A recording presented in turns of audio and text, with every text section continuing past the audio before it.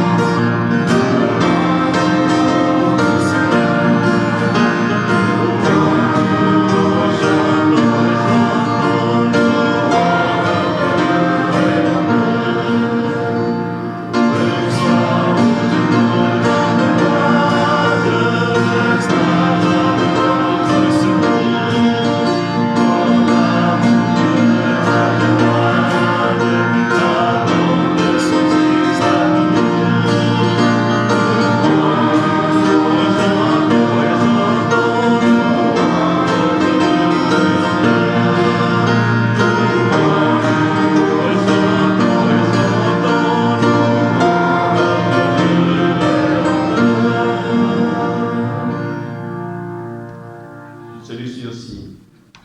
Moi, je suis dans la joie.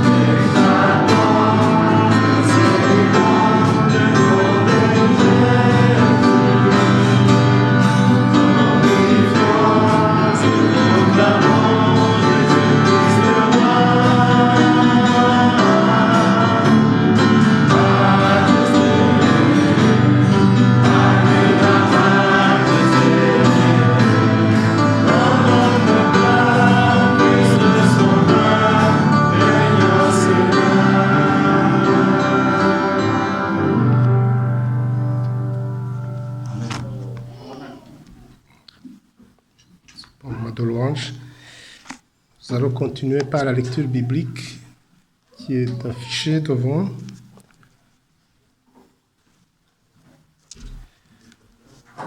Luc 21, 29 à 31.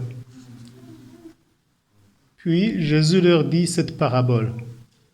Regardez le figuier et tous les autres arbres. Quand vous voyez leurs feuilles commencer à pousser, vous savez que la bonne saison est proche. De même, quand vous verrez ces événements arriver, sachez que le royaume de Dieu est proche. Sur la parole de Dieu. Vous pouvez vous asseoir. Merci pour le chant. À fur et à mesure qu'on a chanté, c'était mieux. On aurait dû continuer à chanter et éviter mon sermon. Mais voilà, vous n'avez pas préparé d'autres, tant pis. Je me lance. Luc 21, du 29 à 31. Il leur dit encore une parabole. Voyez les figuiers de tous les arbres. Dès qu'ils bourgeonnent, vous savez de vous-même, en regardant, que déjà l'été est proche. On voit que l'auteur ne vivait pas en Belgique. Là, il y a des bourgeons déjà, mais l'été, on ne le voit pas tout de suite. De même, vous aussi, quand vous verrez ces choses arriver, sachez que le règne de Dieu est proche. Je ne sais pas combien parmi vous avez entendu parler la semaine dernière d'une parution d'un livre. Il est apparu le mois dernier. Il a été écrit par un neuroscientifique. Il s'appelle Sébastien Boller. Il est ingénieur titulaire d'un DEA en pharmacologie moléculaire et cellulaire. Il a une thèse de neurobiologie moléculaire à l'université Pierre et Marie Curie. C'est pas n'importe qui. Et son livre, le livre qu'il vient de publier, ce n'est pas le premier, il s'intitule Human Psycho, la psychose humaine. Et je vais vous lire un petit résumé de ce qu'on trouve sur Internet qui introduisent un livre pour vous donner envie ou pas de l'acheter. Voici ce qu'il est écrit. Et si le propre de l'homme n'était pas le rire, le langage ou l'aspiration à l'éternité, mais son pouvoir de destruction, dérèglement climatique, hausse des températures, montée des eaux, pandémie, nous allons droit à la catastrophe. Le responsable de cette catastrophe est l'humanité elle-même. À force de grandir et de recouvrir toute la surface de la Terre, elle se comporte comme un cerveau géant et surpuissant, doté d'une infinité de connexions. Vous voyez, un neuroscientifique, il fait le parallélisme avec un cerveau. C'est ce cerveau qui prélève des ressources sur la Terre, produit des millions de SUV et de smartphones, fait travailler les humains sans relâche et recrache des milliards de tonnes de CO2 dans l'atmosphère. Mais à quoi pense ce cerveau? À quoi pense cet organe? A-t-il des désirs? Des émotions? Quels sont ses plans? Dans Human Psycho, Sébastien Boller adopte une démarche clinique pour analyser le cerveau global qu'est devenu l'humanité, comme un psy le ferait avec son patient. Le constat qu'il livre est glaçant. Ce cerveau possède les traits caractéristiques d'un psychopathe. Il coche toutes les cases du profil psychologique d'un serial killer qui massacre sa victime, la planète. Alors, peut-on le soigner? Tel est le questionnement ultime de cet ouvrage qui nous mène sur une crête étroite entre néant et espoir. Intéressant. Peut-être plus d'un voudra aller l'acheter par la suite. Quoi qu'il en soit, ce n'est plus un mystère qu'à cause de nous, l'humanité, la planète va vraiment mal. Et que nous la poussons en vitesse vertigineuse vers la catastrophe. On a beau dire, on ne contrôle rien. Parce que si on contrôlait quelque chose, on aurait déjà trouvé des solutions aux pandémies, aux famines récurrentes, même au dérèglement de la planète climatique. Mais on contrôle, honnêtement, pas grand-chose. On aurait déjà trouvé une solution pour calmer, pour soulager les souffrances de l'humanité, les douleurs, les peines.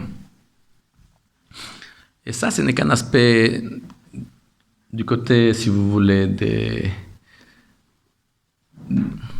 du climat.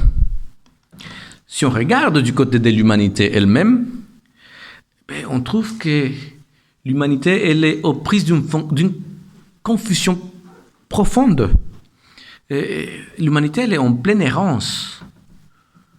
Vous pouvez dire, oui, pasteur, hein, là, vous avez choisi pour aujourd'hui la note catastrophiste pour votre sermon, mais comment expliquer autrement alors que les personnes détruisent de façon impitoyable la vie et les rêves autrui, de façon récurrente? Comment expliquer alors, ou autrement, les faits divers? Il y en a des tonnes. Comment expliquer les abus commis sur les autres, les abus psychologiques, les abus physiques, sexuels, les abus financiers aussi, sur les plus faibles et les démunis? Comment expliquer alors qu'on oblige les êtres humains à se entretuer par des guerres fratricides?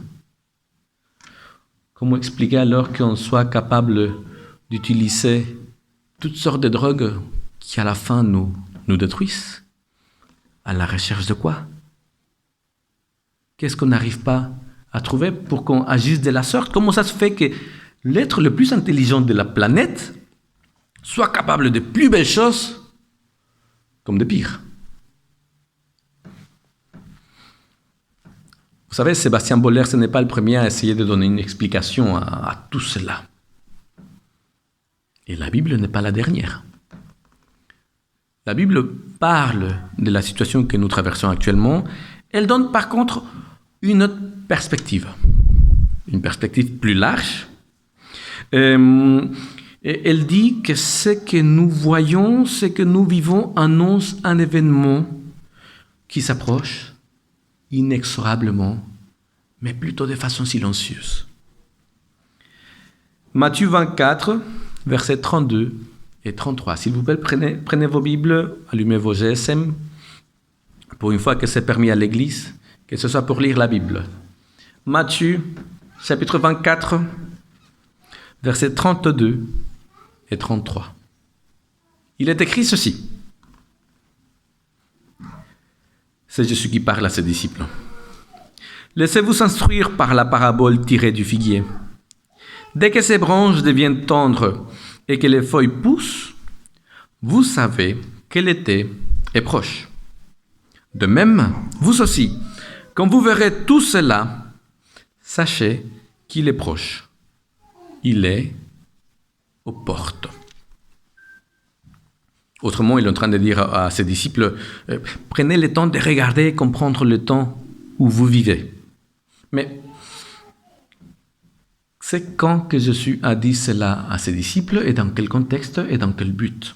Nous allons prendre au verset 1, on va lire du verset 1 au verset 3. Matthieu 24, du verset 1 au verset 3.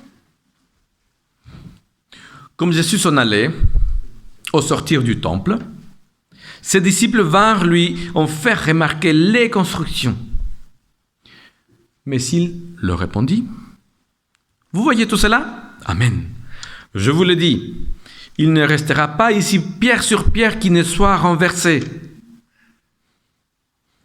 Comme il était assis sur le mont des Oliviers, ça veut dire que du temps est passé entre deux, les disciples vinrent lui demander en privé, « Dis-nous, quand cela arrivera-t-il? Quel sera le signe de ton avènement et de la fin du monde? »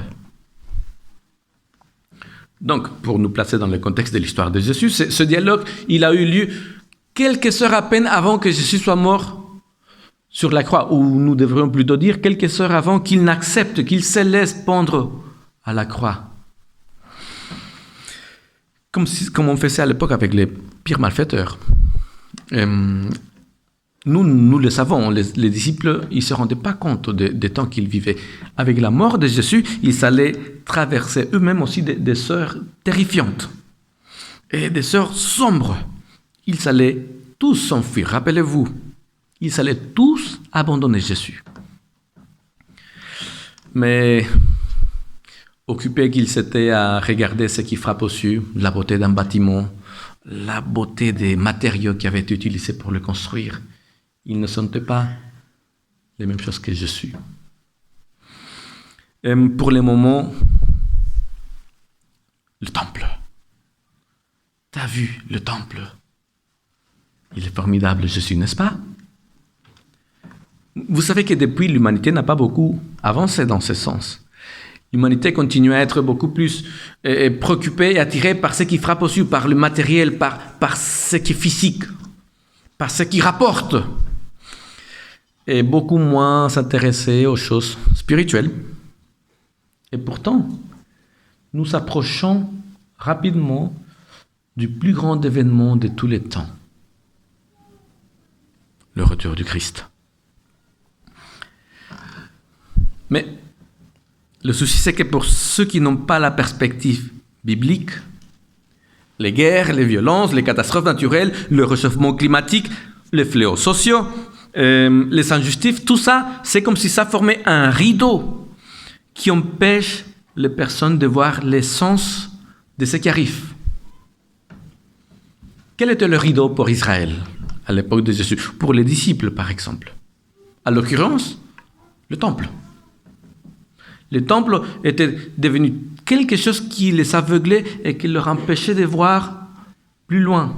À l'époque, on est à l'époque du deuxième temple, autour du 1er siècle, et même avant, le peuple d'Israël avait développé une théologie qui était basée toute autour du temple. Le temple était là parce que le Messie devait descendre dans le temple ou entrer dans le temple. Vous pouvez dire l'une ou l'autre chose. Ce qui n'est pas sans nous rappeler quand Satan a dit à Jésus, si tu es le Fils de Dieu, il était sur le toit du temple, jette-toi. Autrement dit, descends, apparaît comme le Messie qu'ils s'attendent. Et pour eux, c'était central que le Messie entre dans ce temple parce qu'à partir de là, il allait après proclamer et œuvrer pour la libération, pour la liberté du peuple d'Israël, chasser les Romains et les propulser, eux, au-dessus de toutes les nations. Et voilà que Jésus dit à ses disciples, vous voyez ce bâtiment? Amen, je vous l'ai dit, en vérité, je vous l'ai dit, il n'en restera pierre sur pierre. Mettez-vous à la place des disciples.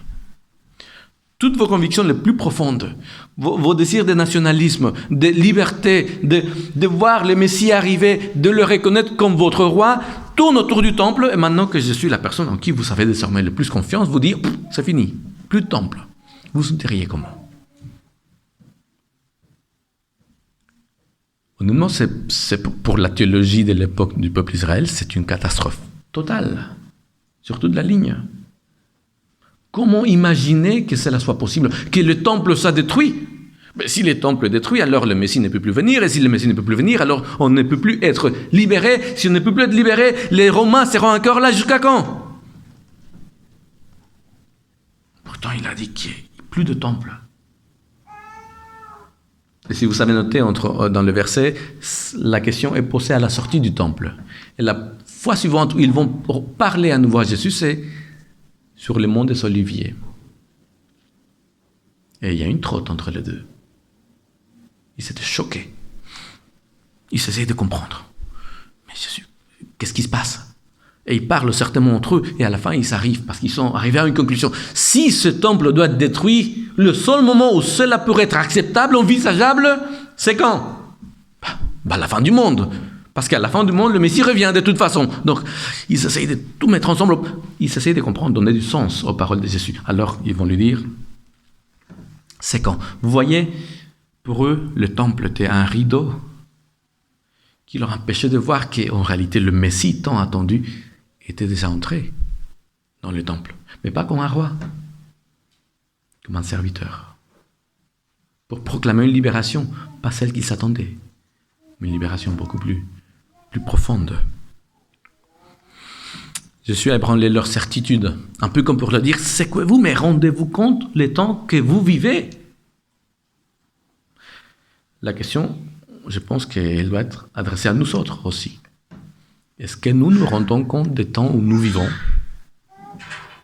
Ou est-ce que nos certitudes théologiques, ecclésiologiques, sociales, etc., nous empêchent de voir comme un rideau quelle est la période de la vie de cette planète que nous traversons?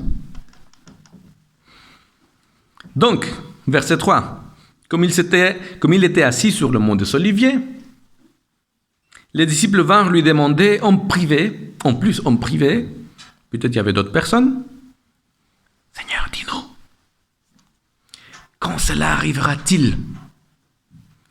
Quel sera le signe de ton avènement, donc ton retour, et de la fin du monde, et forcément la destruction du temple ?» C'est alors que Jésus, et vous connaissez peut-être le texte, c'est alors que Jésus va leur décrire la situation mondiale qui précéderait son retour sur terre. Vous connaissez le texte. Des guerres, des désastres naturels, des faux Christ, des persécutions, des famines, etc., etc. C'est ce qu'on a l'habitude d'appeler les signes de la fin des temps. Certaines choses, les disciples vont les voir eux-mêmes, certains des disciples. Par exemple, la destruction du temple. En 70 après Jésus-Christ. Ça, ils vont le voir. La fuite du peuple d'Israël. D'autres choses, par contre, n'étaient pas pour leur temps, mais c'était pour beaucoup plus tard. Plutôt pour notre période. Des choses qui devaient arriver avant le retour du Christ. Et nous le voyons aujourd'hui. Et si nous prenons ce que Sébastien Boller a dit, le temps presse. Et ce n'est pas un croyant que je sache. En tout cas, son livre n'a aucune prétention spirituelle pour les croyants. Le temps presse. Mais le temps presse, pourquoi faire?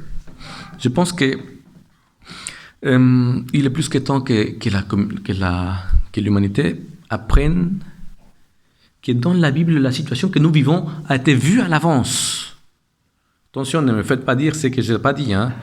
Je ne suis pas en train de dire tous les détails de tout ce qui est en train d'arriver étaient vus à l'avance, mais plutôt la situation, le contexte. Ça a été vu à l'avance. Et cette époque où la nature se serait rebellée contre un homme qui ne fait qu'abuser d'elle. Ce contexte où on a une humanité qui n'est pas moins à la dérive que la nature elle-même. Une humanité qui se détruit, autodétruit elle-même. Bon, selon Jésus, tout ça, ce sont des signes de la proximité de son retour. Et si nous ouvrons les yeux et regardons autour de nous, je pense que si nous regardons vraiment, nous allons dire, alors là, il est vraiment proche. Alors là, vraiment, il est aux portes. Mais, et alors? Jésus est aux portes. Et alors? Est-ce que nous avons quelque chose? Est-ce que nous avons une mission ou quelque chose à faire en attendant, en tant que croyants, en tant que personnes qui disent, nous attendons son retour, adventistes du 7e jour, nous attendons son avènement. Quoi faire en attendant? Une réaction pourrait être, la société va tellement mal, et de toute façon, on sait que tout va vers la destruction, que tant qu'à faire, n'est rien faire. Ça ne sert à rien. On pourrait se dire, autant se désinvestir de la société. Quoi? Aller aider une humanité incroyante? Loin de Dieu. Pourquoi faire? Pour l'aider dans ses efforts purement humains qui n'apporteront finalement rien, qui ne vont pas apporter la paix du monde, ni la solution au problème. Est-ce que nous devons dire, ce ne sont que des problèmes à mesure d'homme? Je pense que tout au contraire. Je pense que c'est exactement le contraire que nous devons faire. Parce que c'est vrai que si nous pouvons et nous devons nous réjouir de la proximité du retour du Christ, nous ne pouvons pas nous réjouir du contexte dans lequel nous vivons. Ça serait inacceptable, incompréhensible. On ne peut pas se réjouir de la planète, de la situation de la planète et de la situation de l'humanité actuelle. Je pense que plus que jamais, c'est l'heure d'agir en faveur de l'humanité au nom du Christ qui revient. De rendre concrète la bonne nouvelle éternelle de Dieu dans le monde. Vous vous rappelez le message des 3 anges? Et je vis un ange voler, un 2e, un 3e. Et le premier qui va introduire et va poser les bases pour les 2 autres messages, il dit « J'ai vu voler un ange ». Et qu'est-ce qu'il avait? C'était quoi son rôle? Qu'est-ce qu'il avait à dire? Il avait annoncé quoi? Faites plus rien, de toute façon, tout est fichu. C'est ça son message? C'était quoi son message? Qui apportait un évangile éternel, qui apportait quoi? Une bonne nouvelle éternelle, que pour les humains, rappelez-vous, adorer celui qui a fait quoi? Les cieux, le ciel, la terre, les sources d'eau, adorer le Créateur. On croit au message du premier ange, 2e ange, 3e ange. Ok, c'est une bonne nouvelle pour la planète dans son ensemble, pour tout être vivant, pour tout ce que Dieu a fait. Mais la bonne nouvelle, ce n'est pas « il revient, donc laissons tomber tout le reste ». Ça sert à quoi? Vous connaissez des personnes qui ne font que dire les choses qui vont mal, et qui vont mal, et qui vont mal, sans rien d'autre. On les appelle comment, ces personnes-là? Des oiseaux de mauvais augure. Est-ce que c'est ça notre mission? D'être des oiseaux de mauvais augure. C'est vrai, et notre identité en tant qu'adventiste est basée sur le retour du Christ. Et parler du retour du Christ aussi nous a poussé à parler des signes qui accompagnent le retour du Christ. Mais peut-être que parfois on a fait trop le point, on a mis trop de poids sur les signes qui accompagnent le retour, que ce soit lui qui revient. Et celui qui revient dans quel but? Tout détruire ou tout restaurer? Le but final du Christ est tout restaurer. L'humanité, la planète. Si nous voulons être cohérents avec ce retour du Christ, avec ce que nous sommes supposés être, aujourd'hui, nous ne pouvons que nous engager en faveur de la planète et de l'humanité. Parce qu'on est croyant, parce qu'on croit que Jésus est aux portes. Oh! Comment? Alors, il faut que j'aille m'associer avec des non-croyants? Avec des personnes qui sont infidèles au Seigneur? Il faut que je m'associe à cette humanité sans Dieu? Tout à fait. Tout à fait. Car malgré la direction globale de l'humanité, il y a des milliers et des milliers de personnes qui agissent dans le sens de ce que l'Esprit souhaite et nous demande, et qui montrent par leurs actions, comme l'apôtre Paul a dit, que la loi du Seigneur est dans leur cœur et qu'ils la font, qu'ils la mettent en pratique, même s'ils ne sont pas des personnes croyantes, comme on les appelle. Des milliers de personnes qui agissent en faveur des autres, qui agissent en faveur de la nature. Il est évident que nous ne sommes pas les seuls à faire la volonté de Dieu. Il faut se le rappeler. Et quand nous commençons à penser que nous sommes les seuls qui faisons la volonté de Dieu sur la surface de la terre, nous avons un peu le syndrome d'Élie, du prophète Élie. Vous vous rappelez, après avoir fait faire descendre le feu du ciel, il s'enfuit. Il s'enfuit loin, il veut mourir. Il est en dépression. Et quand il rencontre le Seigneur, qu'est-ce qu'il va lui dire? Seigneur, tu sais quoi? J'en ai marre. Je suis le seul qui suis resté fidèle à ta parole. Vous vous rappelez qu'est-ce que le Seigneur lui a répondu? Écoute, Élie, arrête de ramener tout vers toi. J'ai des milliers d'autres qui me sont restés fidèles. Tu ne les connais même pas. Tu étais tellement centré sur toi-même que tu ne t'es même pas rendu compte que tu n'es pas seul. Alors, au lieu de te plaindre, retourne au milieu de cette société que tu es en train de fuir et que tu préférais d'abord mourir qu'aller à son service. Retourne. Parce que ton ministère, c'est à côté de mes enfants. C'est là qu'ils ont besoin. Et c'est là que ton ministère a du sens. Ici, ça n'a pas de sens. Toi, tout seul avec moi, ça n'a pas de sens. Dans ta tour d'ivoire à te plaindre, ça n'a pas de sens. Retourne. Et non seulement va travailler en faveur de mon peuple, mais va trouver qui pourra suivre après toi et continuer le ministère que je t'ai donné. Là, au milieu de mon peuple, au milieu de ceux que tu appelles les infidèles, les incroyants. C'est vrai que je suis à parler de choses terribles. Hein? C'est vrai. Mais s'il l'a fait, c'est simplement parce que c'est des balises qui servent le long du chemin pour nous dire « Il est plus près que jamais ». Donc, dans un contexte où les choses dégradent de façon vertigineuse, le message que nous avons à donner va exactement dans le sens contraire. Notre message, c'est un message d'espérance. C'est un message de renouveau. C'est un message de pardon. C'est un message de réconciliation. C'est un message de paix. Je ne sais pas si quelqu'un parmi vous a déjà été dans la nature la nuit, mais là où il n'y a pas une seule lumière produite par un être humain. Est-ce que cela vous est déjà arrivé? Pleine nature, pas de lumière humaine autour, rien. Ok. Vous devriez savoir répondre à la question. 3 personnes ont levé la main. 4. C'est quand 5. On va voir si de tous les 5, on arrive à en faire un. C'est quand le moment le plus sombre, le plus obscur, la nuit.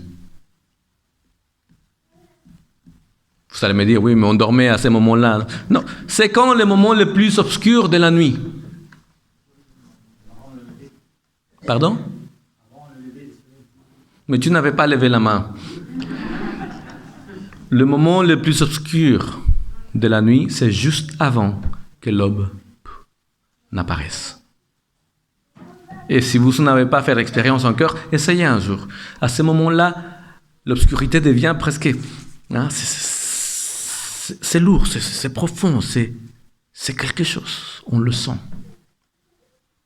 Mais juste après, vous savez que l'aube est juste après. Les moments les plus obscurs, il l'est parce qu'il annonce le moment le plus brillant. Et quelque part pour l'humanité, ce que Jésus annonce, c'est exactement la même chose. Juste avant qu'il ne revienne, les choses vont se mettre tellement mal qu'on pourrait même arriver à se dire, est-ce que ça vaut la peine? Est-ce que ça vaut la peine de s'investir avec la société en faveur de la nature? De toute façon, moi je fais 1 et 10 000 de fonds. Est-ce que ça vaut la peine de devenir moi-même le message incarné, pas seulement dire et parler de paix, mais être un vecteur de paix. Ne pas simplement dire Jésus va venir restaurer la nature, mais moi aussi être un restaurateur de la nature. Ne pas simplement dire Jésus va venir restaurer les relations, mais moi aussi tout faire pour restaurer les relations, en commençant par ma famille. Mes voisins, mes collègues, mes amis. Est-ce que ça vaut la peine, moi, d'incarner et rendre concret le message de Christ, parce qu'il est venu rendre concret le message, la parole est devenue chair. Est-ce que ça vaut la peine à mon tour de faire que la parole qui est venue en moi devienne chair pour les autres et qu'ils voient que finalement ça transforme, ça aide, ça va dans le sens contraire de ce que la société nous pousse? Est-ce que ça vaut la peine? Jésus nous l'a dit dès le départ. N'aie pas peur. Quand les choses sembleront aller le pire, c'est là que je suis le plus proche. Alors, nous ne pouvons pas résoudre tous les problèmes du monde. Nous ne pouvons pas résoudre tous les problèmes d'une ville, même de notre commune, même de notre quartier. Mais ce que nous pouvons faire, c'est d'essayer déjà d'aider concrètement une vie à la fois, une personne à la fois. Tu ne peux pas résoudre le problème écologique. Plante un jardin. Occupe-toi bien de la nature. Apprends aux autres à prendre soin de la nature, à la connaître, à découvrir comment Dieu se révèle dans la nature. Tu ne peux pas résoudre les problèmes de la société. Aide ton voisin. Il y a des personnes qui sont seules à côté de toi. Va, regarde, implique-toi. Apporte les courses, balaye devant sa maison, coupe l'herbe. Nous ne pouvons pas changer les choses du monde, mais nous pouvons changer les personnes, une à la fois. Et nous pouvons leur dire, ne t'en fais pas. Ce que j'ai fait pour toi, ce n'est qu'un petit exemple de ce que Dieu va faire pour toi et pour la planète de façon globale. Et ne t'en fais pas si les choses deviennent de plus en plus mal, parce que juste après, le soleil de justice brillera pour toujours. Alors, même si parfois on a l'impression que tout est perdu et que nos efforts ne valent pas la peine, continuons à faire des efforts. Parlons du retour du Christ. Agissons comme ceux qui savent que le Seigneur est proche. Pas simplement parole, mais une action. Continuons à donner notre message d'espérance. À être nous-mêmes ce message d'espérance. À incarner nous-mêmes, si j'ose dire, cette espérance, l'espérance qu'un jour nouveau est sur le point d'épandre. Et si chemin faisant, j'insiste, si chemin faisant, tu devais te sentir défaillir, si tu devais sentir que tu es seul dans ton effort, rappelle-toi de ce que Jésus a dit. Jean chapitre 16, verset 33. Je vous ai dit tout cela pour qu'en restant unis à moi, vous ayez la paix. Dans le monde, vous avez à souffrir, mais prenez courage. Moi, j'ai vaincu le monde. Amen.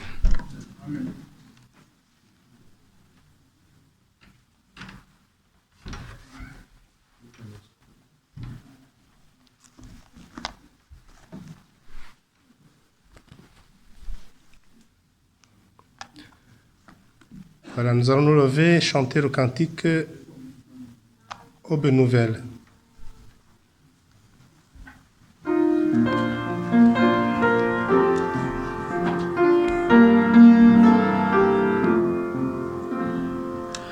Aube nouvelle dans notre nuit, pour sauver son peuple, Dieu va venir.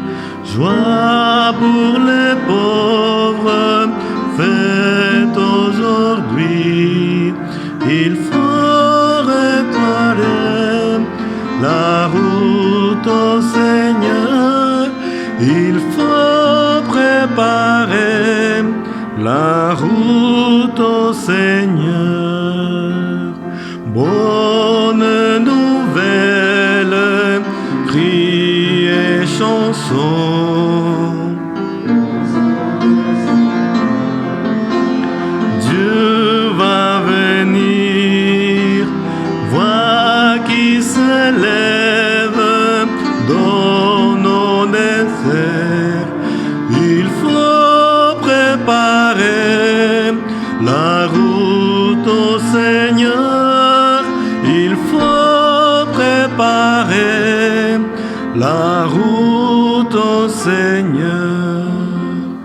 Terre nouvelle, monde nouveau, pour sauver son peuple, Dieu va venir. Paix sur la terre, ciel parmi nous. Il faut préparer la route au Seigneur. La route au Seigneur. Notre Dieu, notre Père, alors que nous sommes tout proches de ton retour, alors que nous vivons des moments aussi très difficiles d'un point de vue sociétal et environnemental, nous voulons continuer à croire que tu es aux portes. Nous voulons continuer à croire en ta parole. Nous voulons continuer à croire que si tu nous as laissé dire des choses, c'est pour que nous ne soyons pas effrayés lorsque ces choses arrivent, mais que pour que nous puissions comprendre que tu avais dit vrai, que tu reviens, que tu t'intéresses à nous, que tu n'allais pas nous abandonner, que les choses ne sont pas sorties de ton contrôle, même si cela peut ressembler à ça. Merci parce que, fort de cette confiance, nous pouvons faire face à l'inconnu, au futur, au présent. Merci parce qu'avec cette confiance et ce message que tu nous as laissé, nous pouvons devenir autour de nous un véritable message d'espérance. Aide-nous, Seigneur, à être des porteurs d'espérance, en tant qu'Église, en tant que famille, en tant que couple, en tant qu'individu. Aide-nous vraiment à te faire honneur, non seulement des paroles et des lèvres, mais de tout notre cœur, avec tout notre être. Donne-nous la grâce, Seigneur, de voir des personnes sourire à nouveau, espérer à nouveau, croire à nouveau, surtout croire en toi. Et Seigneur, nous ne pouvons finir cette prière comme te disant, reviens bientôt. Au nom de Jésus. Amen. La bénédiction de la fin est celle-ci. L'Éternel dit à Moïse, transmets ces instructions à Aaron et à ses fils. Voici comment vous bénirez les Israélites. Que l'Éternel te bénisse et te garde. Que l'Éternel fasse briller son visage sur toi et t'accorde sa grâce. Que l'Éternel se tourne vers toi et te donne la paix. Amen. Allons en paix.